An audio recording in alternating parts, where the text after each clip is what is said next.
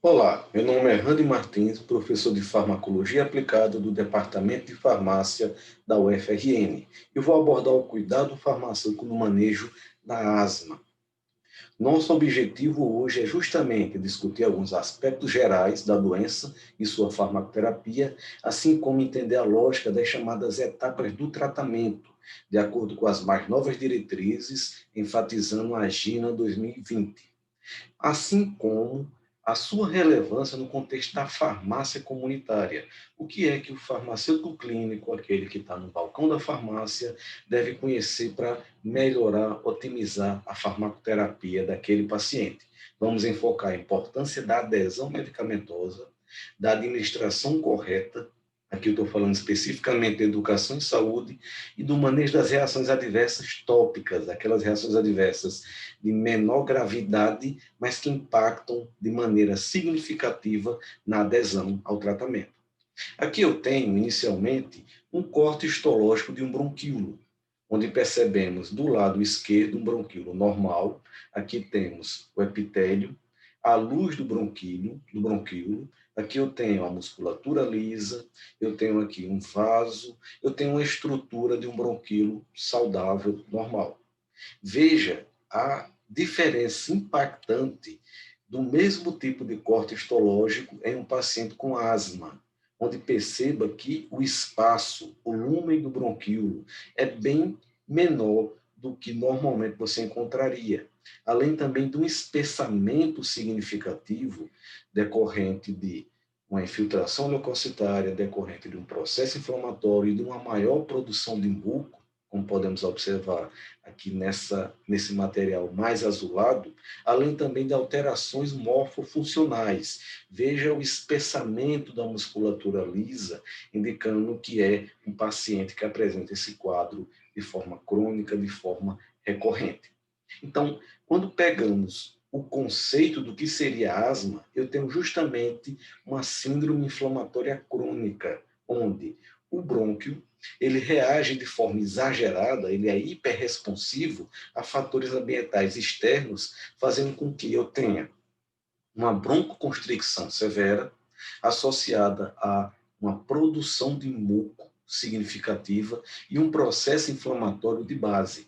Isso, somado, acarreta uma grave limitação do fluxo de ar. Então, perceba que o paciente que apresenta um quadro de asma, se encontra numa crise, é bem característico algumas manifestações clínicas, como os sibilos, aquele barulho de chiado, como se o ar tivesse dificuldade para poder vencer a resistência desse muco e desse espaço mais apertado no interior do brônquio, assim como a dificuldade para respirar, a dispneia, uma sensação de opressão no peito, daquele material preso ali, e uma tosse na tentativa do pulmão expectorar, eliminar esse material. Então perceba que a asma é uma doença grave, é uma doença que inclusive até certo ponto ela é meio que menosprezada, subestimada, mas você pode ter indivíduos que mesmo em casos não tão severos, evoluam de uma maneira muito acelerada e cheguem a uma urgência, cheguem até em alguns casos a ocorrência de óbitos. Então, perceba que, do ponto de vista fisiopatológico, fazendo aqui um recorte bem rápido, eu tenho uma intensa e diversificada resposta imune com esses pacientes asmáticos. Eu tenho, a princípio, o desencadeamento desse processo devido a um fator estimulante, como, por exemplo, um alérgeno, uma poeira doméstica, um local com material particulado no ambiente, onde esse alérgeno desencadeia uma liberação massiva de histamina e outras citocinas associadas à degranulação dos mastócitos. Lembrando, em indivíduos asmáticos, esse processo é extremamente exagerado. E eu tenho como resposta imediata aquele fator desencadeante a liberação de histamina, que vasodilata o tecido, aumentando a quantidade de líquido naquele parênquima pulmonar e ajudando no processo de edema.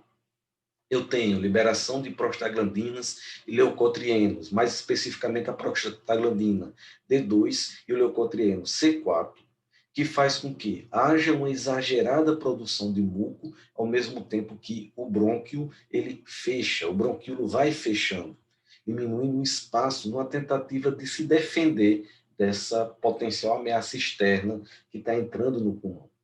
A partir desse ponto inicial de resposta imediata, em minutos, eu tenho toda uma cascata inflamatória, denominada de resposta tardia, com várias citocinas que fazem com que eu tenha uma migração leucocitária significativa e uma manutenção desse status inflamatório. Merece destaque, no comando dessa resposta inflamatória, as células denominadas de TH2, ou linfócitos TH2, que cada vez mais se compreende que a fisiopatologia da asma tem uma relação direta com indivíduos que têm uma resposta exagerada, intimamente associada a esse tipo celular. Elas são chamadas de endótipo T2 alto. E o interessante dessa resposta é que também se percebe que, a partir do momento que você consegue frear essa cascata inflamatória, a sintomatologia obedece a essa diminuição. Significa que é uma doença onde você combater a inflamação significa combater os sintomas decorrentes dela. Que sintomas? A dispneia, a opressão torácica, a tosse, o chiado no peito. No Brasil, alguns estudos da última década, alguns estudos mais recentes, indicam a prevalência significativa de indivíduos asmáticos na nossa população. Eu tenho aqui um excelente trabalho, um inquérito de base nacional, publicado por Barreto e colaboradores, onde ele avaliou, em 2012, a população escolar brasileira e percebeu que há 23% de adolescentes apresentando características de pacientes asmáticos, pelo menos no período anterior à coleta desses dados. Isso é muita gente.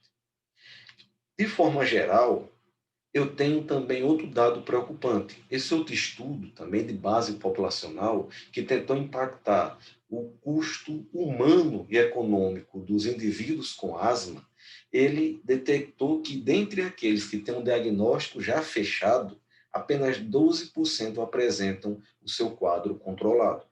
Ou seja, de cada 10 asmáticos, somente um está com a doença sob o controle. Perceba, então, o contingente de indivíduos que necessitam de tratamento para essa doença e que, principalmente, necessitam do tratamento adequado, correto. Onde é que o farmacêutico entra nessa história? Note que, como toda doença de caráter crônico, eu tenho fatores que podem influenciar o bom andamento daquele tratamento. Eu tenho aqueles chamados fatores de risco, que são bem conhecidos pelo paciente e que são rotineiramente enfatizados pelo médico, pelo pneumologista, mas o detalhe da educação em saúde é que quanto mais aquilo, mesmo que o paciente já saiba, é pontuado, é colocado, maior é a chance de que realmente ele desenvolva aquilo como um hábito, uma disciplina no seu dia a dia. Ou seja, indivíduos que são expostos a outros que fumam, não necessariamente o tabagismo que eu coloco aqui é do indivíduo com asma, até porque eu creio que é muito complicado um asmático conseguir manter esse hábito, mas eu posso ter exposição a fumantes que acabam também aumentando a chance de desencadear a doença, principalmente crianças e adolescentes. Como também a questão de reforçar a limpeza do ambiente, a evitação de locais com muita poeira, muita poluição, uma limpeza adequada dos domicílios, evitando cortinas, evitando pelúcias, evitando materiais que possam ter uma grande carga de poeira doméstica e de ácaro, como também ajudar o paciente a identificar aqueles fatores desencadeantes até mesmo no seu ambiente de trabalho. Às vezes você pode ter uma situação de um paciente que apresenta as crises relacionadas a um material de limpeza que é utilizado no seu trabalho ou se for um profissional da saúde, ao látex, ao talco que está presente na luva de procedimento. Então, tudo isso é uma construção, é um trabalho que, quanto mais os profissionais estejam juntos ao paciente, mais efetiva é esse processo de controle ambiental. Note que há também uma relação estreita entre algumas doenças, algumas comorbidades e a dificuldade de controlar a asma. Eu destaco aqui a doença do refluxo gastroesofágico, até mesmo pela proximidade que eu tenho entre o diafragma e a esfíncte terminal do esôfago. Há uma relação estreita entre tossir e diminuir a eficácia com que eu consigo manter o conteúdo estomacal ali naquele interior. Então, controlar o refluxo, controlar adequadamente a rinocinusite, trabalhar junto ao paciente a necessidade de perder peso, a obesidade também agrava muitos quadros de asma e até mesmo algumas situações, transtornos como depressão e ansiedade, dão um mau prognóstico ao controle da doença. Então, o farmacêutico, trabalhando juntamente com o profissional médico, ele pode fazer com que essas outras comorbidades sejam debeladas para que elas não impactem e dificultem o controle da asma. Por isso também que é importantíssimo, ainda voltando ao trabalho do farmacêutico clínico, o foco na adesão ao tratamento. O indivíduo asmático, mais do que qualquer outro, na minha opinião, é um paciente que deve ter uma adesão perfeita, deve ter uma comunicação muito estreita com o seu pneumologista, ele deve ter um entendimento muito claro do que seja a sua doença. Isso implica em utilizar corretamente os medicamentos e também fazer a prevenção ambiental de maneira adequada. Há também alguns outros medicamentos, como anti-inflamatórios não esteroidais, e destaco aqui o ácido acetilsalicílico e também os beta-bloqueadores antihipertensivos que podem atrapalhar o andamento do controle da asma. E isso também cabe ao farmacêutico estar identificando essas interações potenciais e ajudando o clínico e ajudando o paciente na escolha de outras alternativas. Vamos agora falar um pouquinho sobre a farmacoterapia, lembrando que nosso objetivo não é detalhar nesse momento a farmacocinética ou a farmacodinâmica destes medicamentos. Nosso objetivo é falar especificamente sobre o manejo e os aspectos clínicos da doença. Para isso é importante ir para o livro base de farmacologia, você dá uma revisada nesses aspectos, porque a gente aqui vai enfocar aquilo que tem uma relação mais estreita com o manejo, com o dia a dia do paciente. Perceba que o pulmão, ele apresenta um controle associado ao sistema nervoso autônomo. Eu tenho, dentro do sistema nervoso autônomo, a, o controle de natureza simpática, onde os receptores beta-2 adrenérgicos, quando estimulados pela noradrenalina, fazem uma broncodilatação. Então, o bronquíolo ele fica com um calibre maior, ele fica mais aberto, ao mesmo tempo também que eu tenho uma ativação parasimpática no pulmão que atua sobre receptores muscarínicos, onde esses receptores fazem o inverso. Eles broncocontraem e também estimulam a produção do muco. Perceba que a atividade parasimpática, ela primordialmente no pulmão tem uma função de defesa. Na hora que eu fecho mais o bronquíolo, na hora que eu aumento a produção de muco, eu estou tentando capturar qualquer material particulado, seja uma bactéria, seja uma partícula de poeira ou de poluição, que está querendo entrar na árvore brônquica. Então, quando eu tenho uma ativação parasimpática, esse muco captura aquele material particulado e a broncoconstricção dificulta que ele avance muito. Então, é mecanismo de defesa. Enquanto que os receptores beta-2 adrenérgicos, eles fazem a estimulação, eles representam a estimulação simpática, fazendo a broncodilatação para melhorar o fluxo de ar, e você ter maior oxigenação do sangue, e você ter a possibilidade de maior aporte de energia, o que é característico daquelas situações de luta ou fuga que a gente aprende na fisiologia para entender a ativação simpática. Perceba que a farmacoterapia da asma, ela utiliza justamente essa lógica, reforçando essa ativação beta-2 adrenérgica. Então, aqui eu tenho chamados beta-2 agonistas, como o salbutamol, a terbutalina, o fenoterol, o formoterol. São medicamentos amplamente utilizados no manejo da asma, assim como outras doenças respiratórias, como o DPOC, a doença pulmonar obstrutiva crônica. Perceba que os beta-2 agonistas, eles podem ser subdivididos naqueles de curta duração, como o salbutamol, e uma característica desses fármacos é que, apesar de eles terem um tempo de meia-vida reduzido, eles têm um início de ação muito rápido. Então, eles são interessantes para aquelas situações que você necessita de uma broncodilatação significativa em pouco tempo, como a necessária para o resgate de uma crise asmática. Enquanto que os de longa ação, eles tendem a se manter com uma atividade por um tempo maior, ou seja, o tempo de meia-vida é mais extenso, mas, no geral, eles têm um início de ação mais demorado. Mas, na verdade, o formoterol, apesar de não ser tão rápidos quanto aqueles de curta duração, eles são bem mais rápidos do início de ação do que os demais pertencentes à classe dos beta-2 agonistas de longa ação, como o salmeterol. Então, quando eles são administrados, eles reforçam a atividade dos receptores beta-2 adrenérgicos e induzem broncodilatação.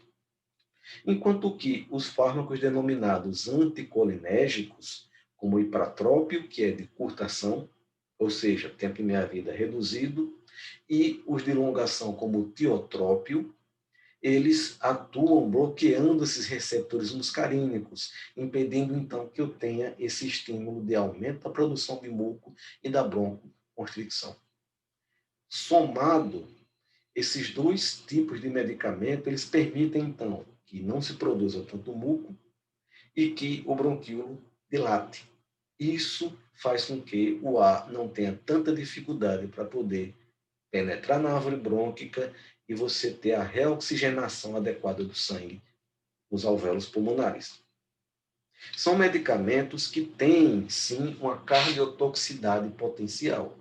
Mas para nosso enfoque aqui especificamente, onde tanto os anticolinérgicos quanto os beta-2 agonistas são administrados no contexto da asma, do ponto de vista ambulatorial, na forma de dispositivos inalatórios. Então, eles são administrados para atuar topicamente no parênquima pulmonar. Então, para esse tipo de administração, raramente você apresenta arritmias, você apresenta repercussões significativas no sistema cardiovascular. Não que não possa ocorrer. O uso exacerbado de beta-2 agonistas, principalmente em pacientes que não têm uma orientação adequada ou estão fazendo via nebulização, pode sim ter repercussões cardíacas bem significativas. Mas, se for bem orientado na posologia adequada, realmente é bem raro que isso aconteça. Além dos beta-2 agonistas e dos anticolinérgicos, é base do tratamento da asma os corticoides inalatórios. Os corticoides basicamente vão debelar o processo inflamatório em curso. E daqueles comercializados no Brasil, eu destaco a fluticasona, budesonida, beclometasona, triacinolona e flunizolida.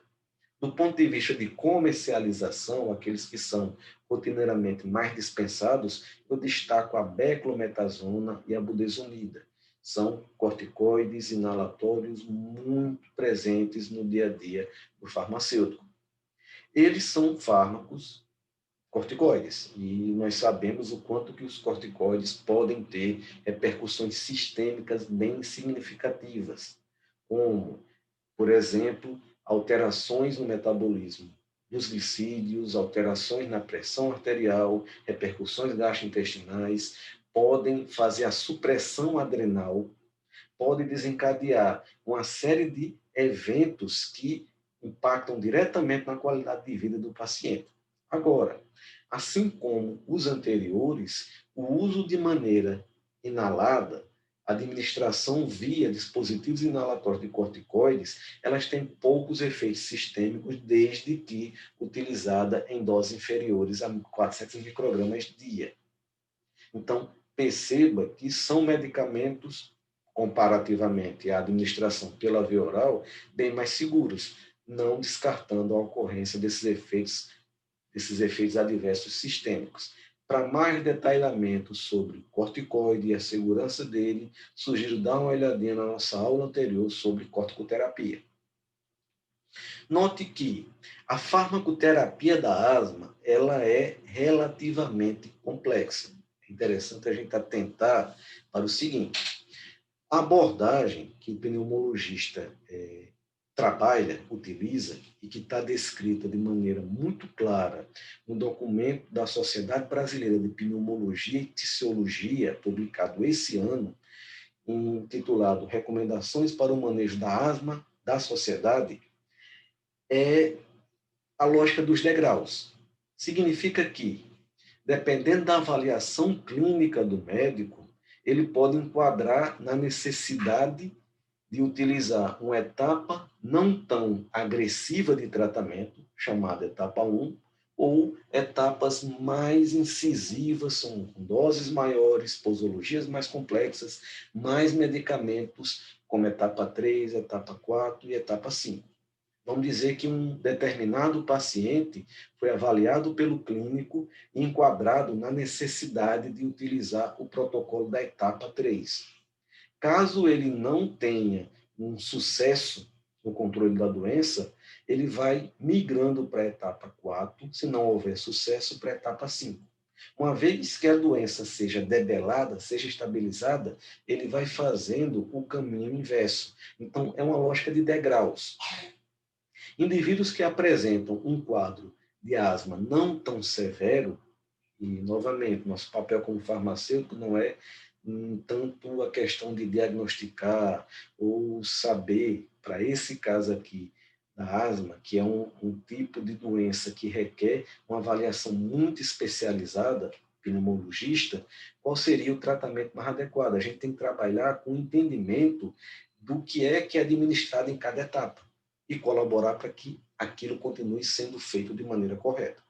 A etapa 1, eu tenho uma abordagem bem mais light, vamos chamar assim.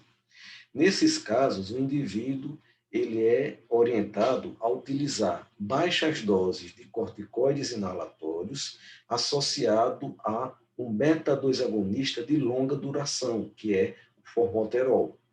E aqui se indica que ele faça por demanda. O que significa fazer o dispositivo inalatório, utilizar o dispositivo inalatório por demanda?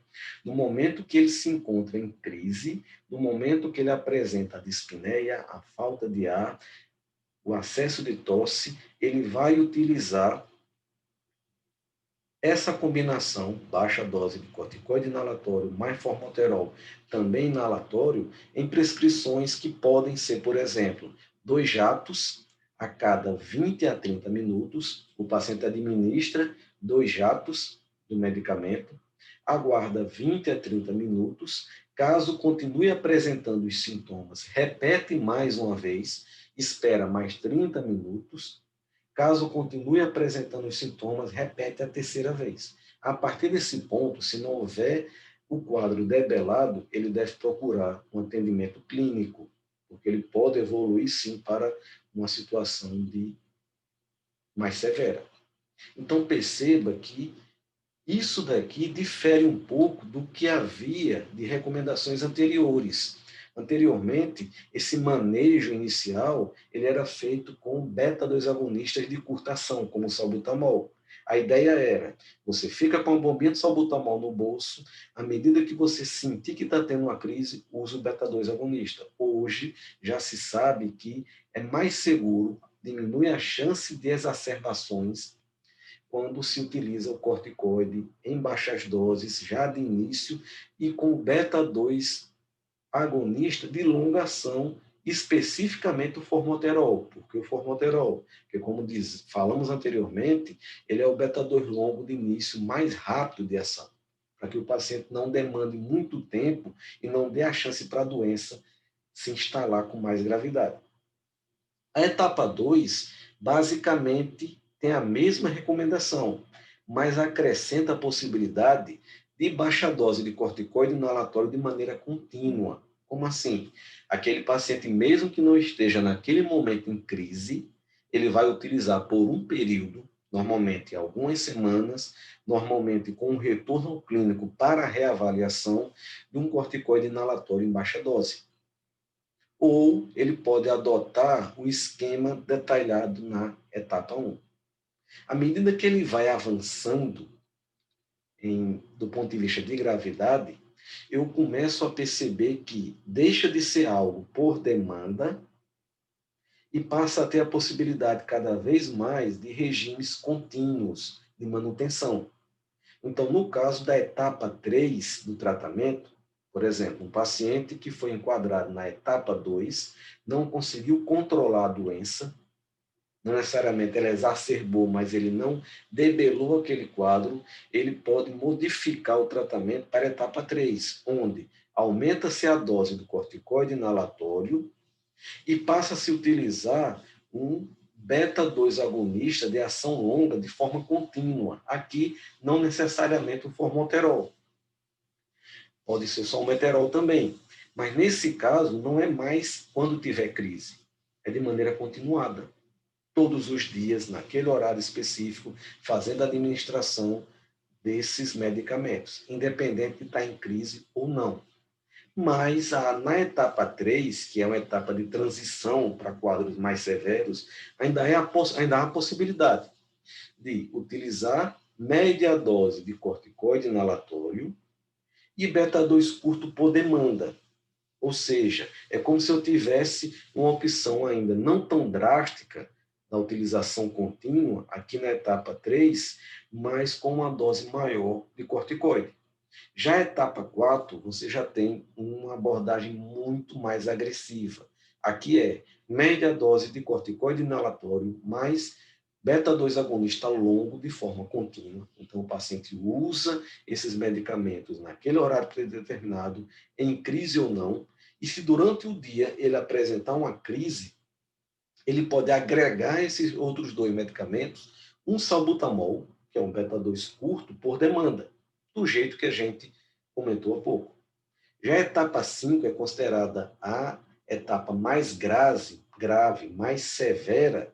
Eu tenho altas doses de corticoide inalatório, mais beta-2 agonistas de tempo de meia-vida mais longo, mais a utilização do tiotrópio, que é um anticolinérgico. Então, aqui é uma abordagem bem agressiva, e é nessa etapa também que você tem outros fármacos imunobiológicos que vão tentar frear, como por exemplo, anti-IgE, o quadro inflamatório que, para chegar nessa etapa, ele se encontra realmente tão exacerbado que você tem que, inclusive, avaliar até mesmo o fenótipo, avaliar se aquele processo inflamatório ele tem uma característica atípica em relação à média dos demais indivíduos asmáticos. Perceba que nesse documento que eu acabei de destacar para vocês, tem outras opções. Essas que eu estou colocando são chamados tratamentos preferenciais, não são os únicos. Eu tenho, por exemplo, aqui na etapa 3, a possibilidade da utilização do Montelukast. Há também, para todas essas etapas, o reforço à educação, ao controle ambiental, a evitar acúmulo de poeira doméstica, evitar locais com muito material particulado, identificar substâncias ou materiais que possam desencadear a crise. Então, isso aqui é uma constante, faz parte do tratamento do paciente com asma, obrigatoriamente. Agora, o que seria essa baixa dose de corticoide, média dose ou alta dose? No documento da Sociedade Brasileira de Pneumologia, ele traz os corticoides inalatórios, inclusive o tipo de dispositivo e o que ele considera baixa, média ou dose alta para cada um dos fármacos. Perceba que a dose alta, acima de 400 microgramas por dia, média em alguns casos, ela é que determina, ela que estabelece aquele limiar onde o corticoide inalatório passa a ter um potencial de toxicidade maior. potencial toxicidade sistêmica, desencadeando todos aqueles problemas que a corticoterapia, até mesmo pela via oral, pode provocar. Agora perceba que, além desse conceito de etapas, etapa 1, etapa 2, etapa 3, etapa 4, eu tenho também a questão da classificação do controle da doença. E essa classificação é abordada pela GINA 2020, que é um documento de referência na pneumologia para tratamento da asma e que foi adotado integralmente pela Sociedade Brasileira de Pneumologia e Fisiologia. O que é que ele diz? Isso é importante, isso aqui é essencial para o farmacêutico conseguir também entender a gravidade do quadro e aí colaborar com a educação e saúde do próprio paciente para ele também fazer essa identificação. Então, eu tenho 4 marcadores importantes aqui a serem considerados. A ocorrência de sintomas diurnos, ou seja, mais de 2 vezes por semana o indivíduo relatou crises asmáticas durante o dia, ou despertar durante a noite devido a uma crise, uma dificuldade de respirar, uma tosse excessiva, não conseguir dormir. A utilização de medicamentos de resgate. Como assim medicamento de resgate? Não, eu tive uma crise e tive que debelar essa crise utilizando a bombinha, o dispositivo inalatório, da maneira como a gente citou anteriormente. 2 jatos, espera meia hora, não debelou, mais 2 jatos, espera meia hora, agora está ok. Isso foi um resgate da crise feito pelo medicamento. Se aconteceu mais de 2 vezes por semana, deve ser pontuado, e limitações das atividades. Não consigo fazer meus afazeres domésticos, não consigo desempenhar meu trabalho, sou vendedor, passo o dia em pé, e eu não consigo. Eu começo a tentar atender as pessoas e canso. Então, essas limitações das atividades seriam um dos 4 itens a serem considerados nas últimas 4 semanas junto ao paciente. Se ele não apresenta nada disso nas últimas 4 semanas, ele está com a doença controlada. Se ele apresenta 1 a 2 itens, parcialmente 3 a 4, ela está largamente com a doença fora de controle. Perceba que não há uma correlação obrigatória entre uma doença controlada e as etapas descritas anteriormente. Eu posso ter um paciente que está utilizando fármacos pertencentes à etapa 4 e a doença está sob controle. Nesse caso aqui, a tendência, o movimento é diminuir para a etapa 3, diminuir para a etapa 2, diminuir para a etapa 1, até ele não ter aquela necessidade do uso contínuo de medicamento que caracteriza essa etapa 4. Agora, se ele está na etapa 4 e se encontra em um quadro parcialmente controlado ou não controlado, significa que ele é candidato para migrar para a etapa 5. Então, é justamente essa lógica do tratamento que o pneumologista aborda junto ao paciente e a gente, farmacêutico, tem que entender. Quando a doença está controlada, se ele estiver na etapa 3, há um movimento no sentido de diminuir as doses e diminuir as etapas. Porque a ideia é manter o tratamento e buscar a menor dose.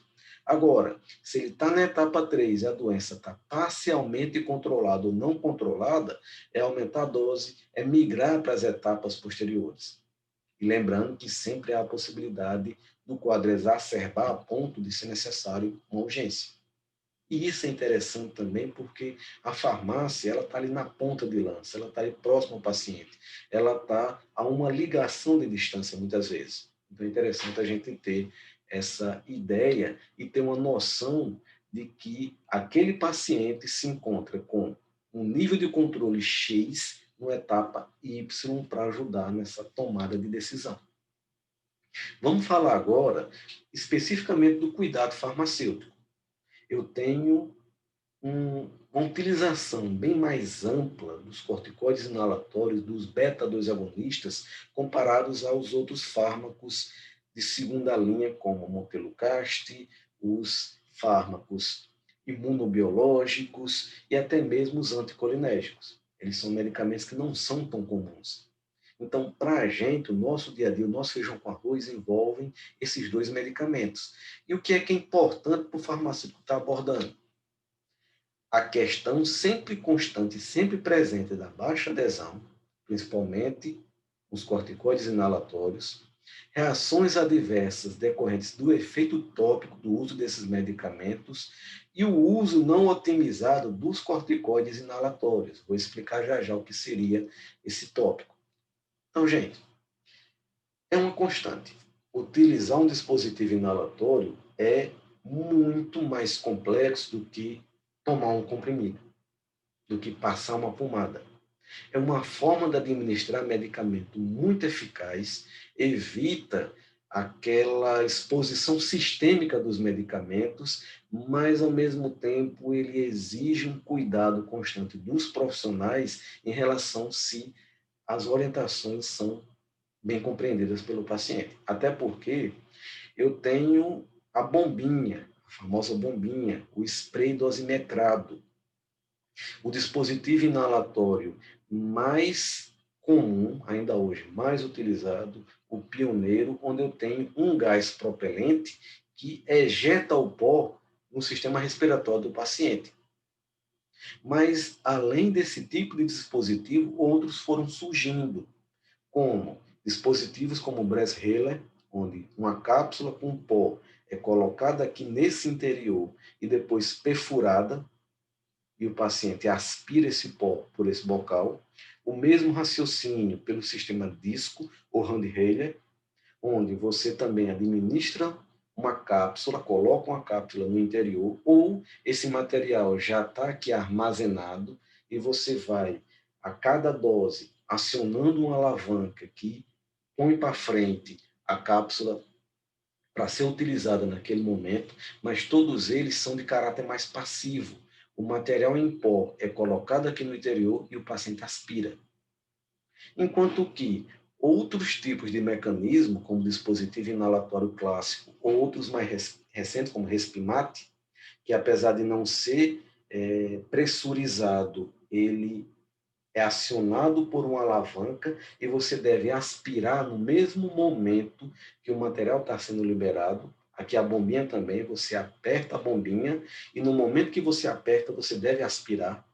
Então, você tem que ter uma sincronia de um movimento de acionar e de respirar, enquanto que esses aqui acima, eles basicamente, o pó está lá guardado numa câmara e é o paciente que aspira aquele material sem necessariamente o tempo que você libera o material, libera o pó, vai ter que ter exatamente o mesmo horário que você aspira.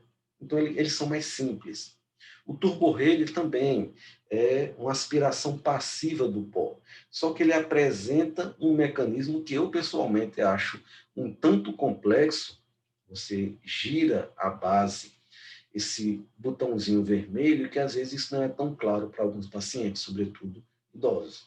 Mas orientações sobre a forma de administrar esses medicamentos, os diferentes mecanismos empregados, eu não vou abordar aqui para vocês, porque ele foi muito bem trabalhado pela farmacêutica Jocélia Frade. Eu vou deixar esse link disponível na descrição do vídeo para vocês darem uma olhadinha, que ela fala muito bem dessas orientações, mas também disponibiliza um material, um encarte para um estudo mais aprofundado. Então, não vou falar sobre isso, porque eu não conseguiria fazer de maneira tão adequada quanto esse material. Mas o que eu tenho para trabalhar com vocês é a necessidade de você estar entendendo como se utiliza cada dispositivo inalatório e tendo a certeza se o paciente também entende. Aqui eu tenho um trabalho muito interessante que ele fez através de uma revisão sistemática de estudos desde a década de 60 até 2014, que avaliaram o quanto que o paciente sabe utilizar dispositivo inalatório. No começo, nas décadas anteriores, eu tinha basicamente o aerosol dosimetrado, eu tinha a bombinha, eu tinha o spray. Os novos foram surgindo a partir da década de 90, principalmente. Mas note que uma coisa é constante. Muda dispositivo, muda abordagem de saúde, muda tratamento, mas continua pobre essa linhazinha aqui escura, o entendimento que o paciente tem sobre a forma correta de usar esses medicamentos. Na verdade, eu tenho em torno de 30% a 50% dos pacientes utilizando inadequadamente, de forma errada, se não total, mas parcial, esses dispositivos inalatórios. E isso é uma coisa que vem desde a década de 60 e que provavelmente não vai mudar. Provavelmente sempre o farmacêutico vai ter que lidar com o desafio de certificar-se que o paciente sabe utilizar esses dispositivos. Assista o vídeo da Jocélia, veja como é que é a orientação adequada e lembre que esse trabalho é uma constante. Você vai fazer esse trabalho hoje, vai fazer esse trabalho daqui a 10 anos, sempre ele vai estar presente. E é interessante, em outro estudo, em Molimart, um estudo que é também uma revisão não sistemática, mas ele trabalha alguns aspectos interessantes, que justamente mostra que a taxa de erro ela varia de acordo com o tipo de dispositivo. Isso aqui é especificamente em idosos, portadores de DPOC, mas a gente percebe que esse mecanismo Bresheller, onde eu abro, coloco o comprimido, perfuro, fecho. Aliás, desculpe, para não ter erro, eu abro, coloco a cápsula com o pozinho, fecho, perfuro e o paciente aspira e o pó está guardado. Ele tá esperando a própria força de aspiração do paciente para poder ele ser introduzido no pulmão. Então, note que todos esses dispositivos onde há uma aspiração passiva do pó, que é o caso do Bresheller, do disco e do Handheiler, eles têm uma taxa de erro inferior a 30%. Esse daqui, aparentemente, é o dispositivo mais simples e mais facilmente compreendido pelos pacientes. Esse daqui já muda um pouquinho, porque eu já tenho uma alavanca, eu tenho um contador de dose, eu tenho que abrir para expor esse bocal para o paciente poder fazer a aspiração. É mais complexo do que o anterior. Da mesma forma, o Handheiler, eu tenho também uma abertura do próprio dispositivo, depois eu tenho a abertura da câmera, depois eu coloco o comprimido, eu encaixo ele adequadamente, fecho. Então, são mais etapas comparativamente. De forma similar ao Turbo-Heiler também, como eu tinha comentado há pouco, eu acho muito complexo essa necessidade de você atentar para os cliques, de você atentar para o sentido do giro. Vai lá no vídeo de Jocélia para ele explicar isso direitinho e acaba tendo uma taxa de erro maior. Agora, perceba que a partir do spray dosimetrado e do mecanismo patenteado Respimat, esse daqui, eu já tenho uma taxa de não entendimento muito grande, 40% ou mais, porque aqui se enquadra naquilo que eu falei. Ele tem que acionar de forma concomitante a aspiração do material. Ele tem que apertar a bombinha e aspirar.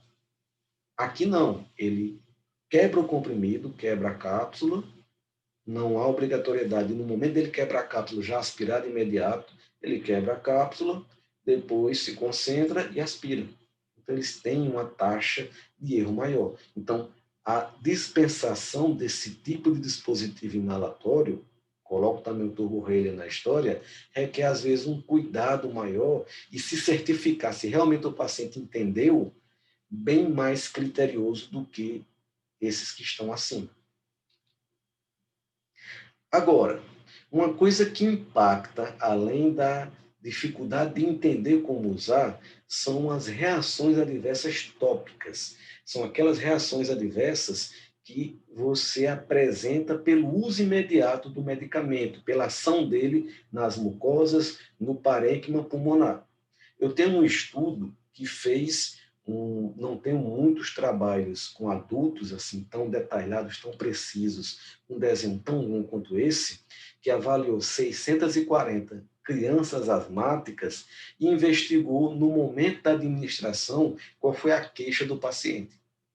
Então a gente percebe que, de maneira geral, é muito comum tosse durante a inalação. O paciente vai utilizar o dispositivo inalatório, aquele material particulado vai penetrando pela árvore brônquica e ele tosse. Mas não é uma tosse boba, muitas vezes. Há relatos de muitos pacientes que se sentem muito incomodados com aquela tosse que fica excessiva posteriormente. Lembrando que, apesar de que depois de alguns minutos ele vai sentir um alívio pelo uso do medicamento, se ele já vinha tossindo, com dificuldade de respirar, você fazer um dispositivo que faz com que você tenha, pelo menos logo após a administração, um acesso de tosse, não é uma coisa adequada. Isso pode impactar na adesão, ele pode simplesmente começar a não utilizar todas as doses do dia ou não querer utilizar aquele medicamento em específico. Note que, nesse estudo, ele detectou uma coisa importante que validou o que já tinha sido observado na literatura anteriormente, que quando se utiliza dispositivos inalatórios, onde eu tenho o gás para fazer a propulsão do pó, e dentro desse gás misturado ao pó, se utiliza recipientes como ácido oleico, para poder facilitar a ejeção, para poder facilitar no sentido da fluidez daquele pó, esse ácido oleico, aparentemente, ele é um irritante de mucosa significativo. Nesse trabalho, ele detectou que as formulações de beclometasona, que nesse estudo eram aquelas prioritariamente liberadas por dispositivos inalatórios, apresentavam 50% das vezes acesso de tosse durante a inalação. Enquanto que a budesonida, que era utilizada prioritariamente o sistema turbo-Hayler, ou seja, não havia gás propelente, não havia ácido oleico, essa ocorrência foi bem menor. Mas, no geral, isso daqui impacta relativamente constante nos pacientes. A sensação de sede, que não chega a incomodar, a rouquidão presente em torno de 13% dos pacientes, que juntamente com a disfonia, às vezes você tenta falar e a voz não sai. E quando sai, ela sai rouca. São reações incômodas, realmente, mas não são especificamente tão impactantes. Além dessa tosse durante a inalação, eu destaco aqui a ocorrência de candidíase oral com corticoides, algo que a gente tem que ter um cuidado essencial. De qualquer maneira, tanto a tosse, a sensação de sede, a rouquidão, a candidíase, principalmente, a disfonia, todas essas reações adversas tópicas, elas são prevenidas de maneira extremamente eficaz se você reforça aquilo que o paciente já sabe, mas muitas vezes ele não faz. Terminou de administrar, bochechar e gargarejar água. Copo d'água, coloca na boca, joga a água de um lado para outro, bochecha, gargareja, cospe, engole, mas a questão é você tirar o excesso de pó da cavidade oral. Além disso, a boa higiene oral é essencial. Escovar os dentes após as refeições de forma cuidadosa, de forma detalhada, escovar a gengiva, escovar a língua, escovar o céu da boca, escovar a parte interna das bochechas. Tudo isso é essencial para você não estimular, principalmente no caso da ocorrência de candidíase oral, uma colonização que vai depois sair do controle e vai gerar problema para o paciente. Falando dela agora especificamente. Então, gente, eu tenho classificações do tipo de candidíase oral. A mais comum e associada ao uso de corticoides é a chamada lesão pseudomembranosa, que são aquelas placas brancas, popularmente conhecidas como afta ou sapinho aqui na nossa região do Nordeste, e que essa candidíase oral associada aos corticoides inalatórios basicamente se relaciona com diminuição da imunidade e aumento da concentração de glicose na saliva. Esse aqui também é um mecanismo proposto. E independe do tipo de dispositivo. Se é dispositivo inalatório, se é turbo-Hayler, se é discos, não interessa. Foi corticoide, foi uma utilização mais demorada, doses maiores principalmente, a ocorrência de lesões pseudomembranosas associadas a Candida albicans, principalmente, é um risco frequente. Note que é comum eu ter a ocorrência delas no céu da boca ou no final da cavidade oral, que é onde o pó tem uma deposição mais acentuada. Por isso, novamente, a importância de você bochechar, gargarejar, para tirar esse excesso. Note que essa lesão presente mais interiorizada na cavidade da boca, às vezes o paciente não relata uma sintomatologia. É diferente de uma lesão no lábio que fica constantemente tocando a arcada dentária, então aqui incomoda, o paciente percebe, mas às vezes aquilo está mais lá interiorizado, ele sente um desconforto, às vezes na hora de deglutir, mas quando aquilo vai apresentando um quadro mais severo, uma área maior, é que realmente ele começa a reclamar de dor. Mas ela já estava ali, pontos pequenos, naquela região mais escondida já há algum tempo. O que é que você pode trabalhar com esse paciente, recomendar esse paciente para tratar topicamente isso e impedir que ele abandone o tratamento, que ele diminua a frequência da administração de corticoide, já que isso daqui é típico de corticoide e o paciente sabe disso. Aquele cuidado após a administração que eu falei, e também higiene oral, que eu já falei, mas são duas opções importantes. A nistatina, 100 mil UI, na forma de suspensão, e aqui também o ideal é que o paciente administra nistatina, gargareja bochecha nistatina, gargareja nistatina, depois ele cospe, pode engolir, mas não tem problema, ela é um fármaco que não tem uma absorção significativa no sistema gastrointestinal, ou a utilização de miconazol na forma de gel, para essas lesões mais aparentes, onde você pode aplicar diretamente na lesão. É claro que se ela for interiorizada, naquela parte mais interna da cavidade oral, é difícil você administrar o miconazol gel. Mas eu, pessoalmente, considero a nistatina como a melhor opção, porque ela acaba atuando na cavidade oral como um todo, já que você vai bochechar, você vai gargarejar, então você vai diminuir a colonização de maneira geral. O ideal é utilizar 3 a 4 vezes ao dia por 2 semanas. Às vezes é importante você deixar bem claro isso para o paciente, porque na primeira semana ele já melhora, então ele deixa.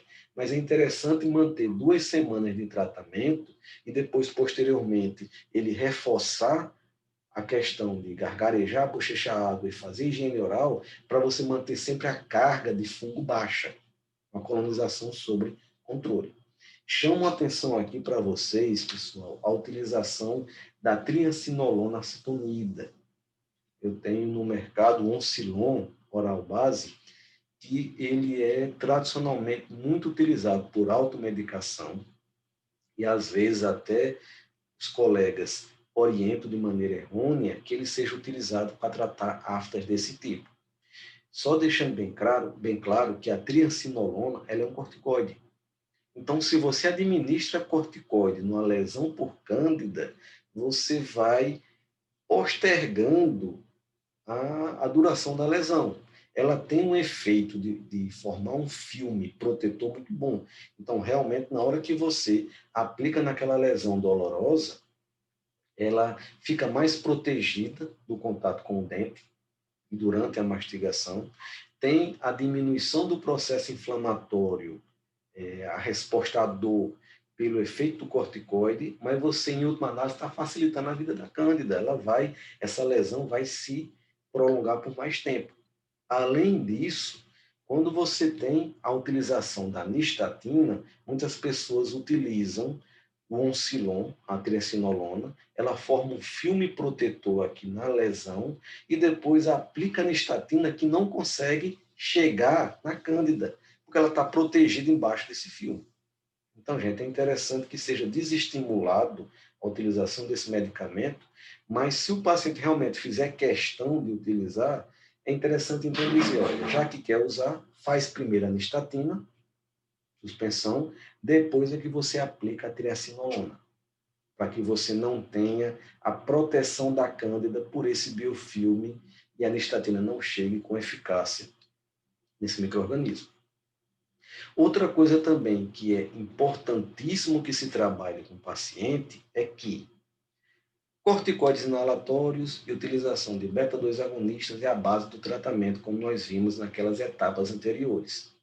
E o corticoide inalatório hoje, após essa atualização da GINA 2020, ele vem sendo empregado já nas etapas primárias, já na etapa 1, na etapa 2, a possibilidade do seu uso, coisa que anteriormente não era Não era assim. Quer dizer, o corticoide ele só era utilizado, indicado a partir de etapas mais à frente. Mas novos estudos, atualização do conhecimento na área, fizeram com que ele tivesse bem mais presente. E faz sentido.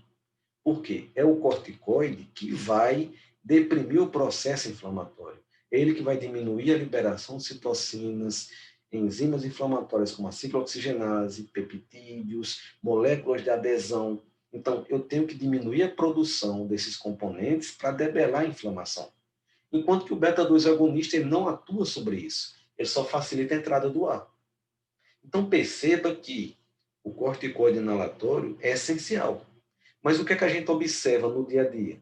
Isso aqui não é necessariamente prescrição, isso é adequação da terapia feita por conta própria pelo paciente. Ele tende a diminuir o uso dos corticoides por conta própria, pela questão principalmente da candidíase e do medo de reações adversas sistêmicas, já que ele sabe que corticoide é delicada a sua utilização e tende a depender cada vez mais do beta-2 agonista. Então, ele vai deixando de lado a budesonida, ele vai deixando de lado a beclometasona e vai passando a utilizar unicamente o salbutamol. Ele gera um alívio, mas ele não ataca o processo inflamatório.